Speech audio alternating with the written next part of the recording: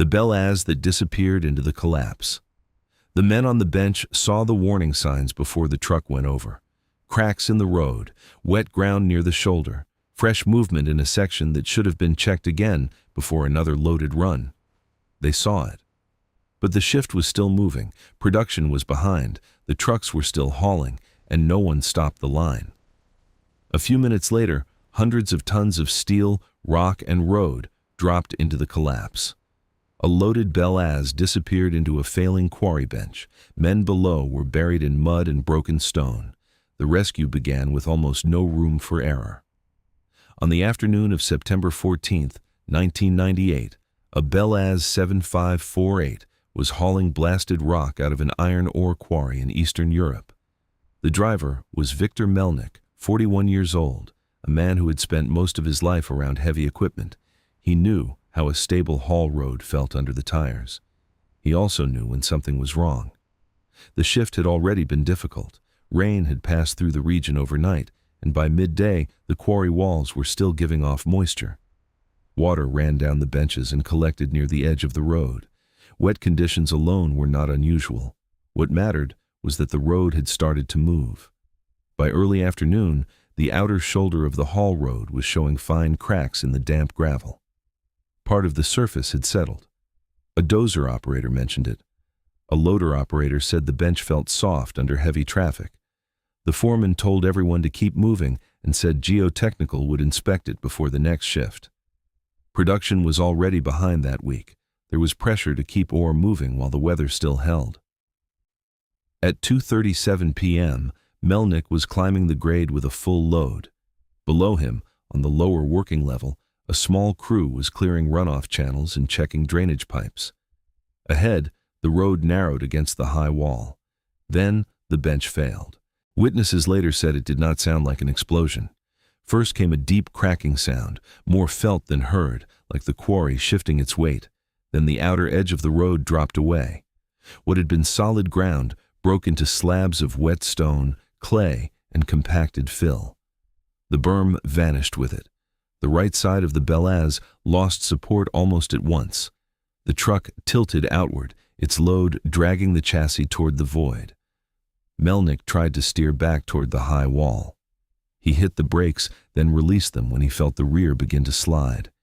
In a machine that size, once the ground goes, there is almost nothing a driver can do except react and hope enough surface is left to hold. There was not. The road tore open under the truck. The BelAZ slid sideways, then rotated nose down as the bench broke beneath its rear axle. Rock poured under the frame. The load shifted hard to one side. One of the men below looked up just in time to see the truck coming down with the collapsing slope behind it. The avalanche hit the lower level in seconds. A service pickup was thrown onto its side. Tools, pipe sections, and men vanished in the dust. The BelAZ crashed through the edge of the lower bench and came to rest half buried in broken rock, twisted steel, and slurry. Workers on the far side of the pit felt the impact through the ground. Then everything stopped. For a few seconds, nobody moved. The dust cloud swallowed the entire section of the quarry. Radios erupted with overlapping voices. Some thought the truck had gone all the way to the bottom. Others thought the lower crew had managed to run. Nobody could see clearly enough to know who was alive and who was buried. The first supervisor reached the edge of the collapse less than 3 minutes later. What he saw barely resembled the road that had been there before. Part of the upper haul road had broken free and spilled into the working level below.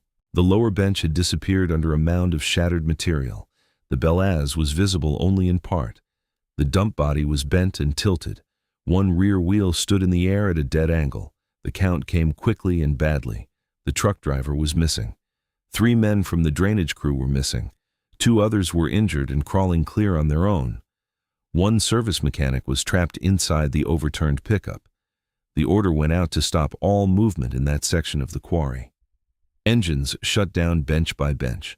A site that had been all motion and noise fell into a heavy silence. The first instinct was to dig. Workers grabbed shovels, bars, anything they could carry.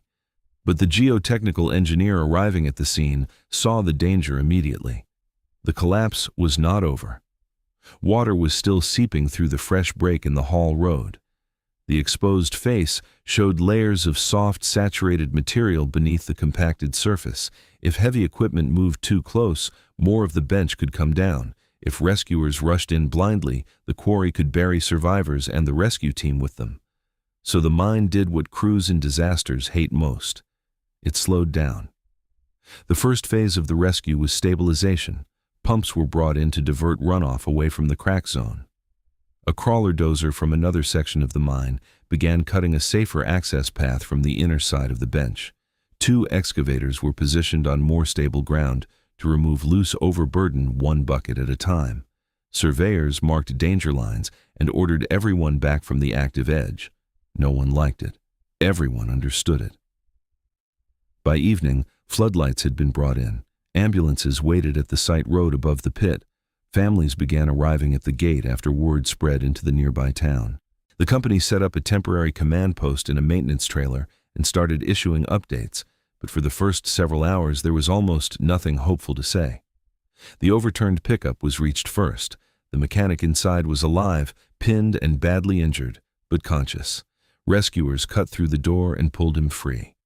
For a moment, the whole site breathed again. If one man had survived under that amount of debris, maybe others had too. But the BelAZ was worse than they feared. The truck had not simply fallen and stopped. It had been driven into the collapse by thousands of tons of moving earth. The front frame was buried. The cab had been crushed against broken limestone and compacted clay. The dump body had twisted off center, trapping debris beneath it. The machine had become part of the slope. For the rest of that night, excavators worked in controlled cuts while spotters watched every movement in the high wall above. Progress was painfully slow. The broken material was wet and heavy. Rocks rolled without warning. Mud filled the tracks of the machines. Every bucket had to be placed carefully so the disturbed slope would not start moving again. Just after midnight, one of the rescue teams heard tapping. Work stopped immediately. The sound came from somewhere near the buried service corridor below the truck. Men climbed down with hand tools and began clearing a pocket in the debris. After nearly 40 minutes, they reached one of the drainage crew workers trapped beneath collapsed pipe supports and rock fragments. He had survived because a steel section had taken part of the load and created a narrow airspace beside him.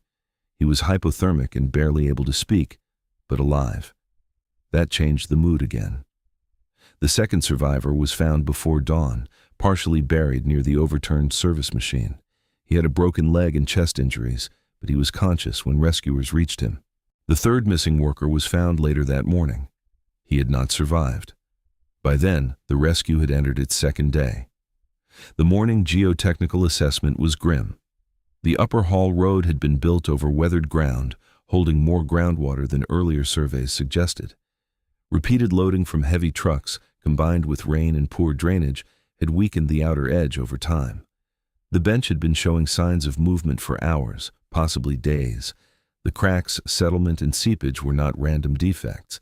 They were warnings of a larger failure already underway. In simple terms, the road had been failing in plain view, and the mine had kept using it. That finding spread through the site fast. Some workers were angry. Some were not surprised. Everyone knew production pressure existed. Everyone also knew how easily visible warning signs can become background noise when the job has to keep moving. Late on the second day, the excavators finally exposed more of the BelAZ cab. Rescue crews cut away bent ladder sections and shattered panels, then worked around the driver compartment by hand. That is where they found Melnick. He was still inside the cab. He had not survived the impact. The force of the fall and the collapse around the front of the truck had left almost no survivable space.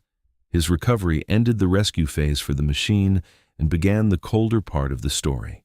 Full recovery, formal investigation, and the silence that settles over a site after the last hope is gone. In the days that followed, the mine brought in heavier recovery equipment and removed the rest of the debris around the truck. The scale of the collapse became clearer. The failed section was larger than early estimates suggested.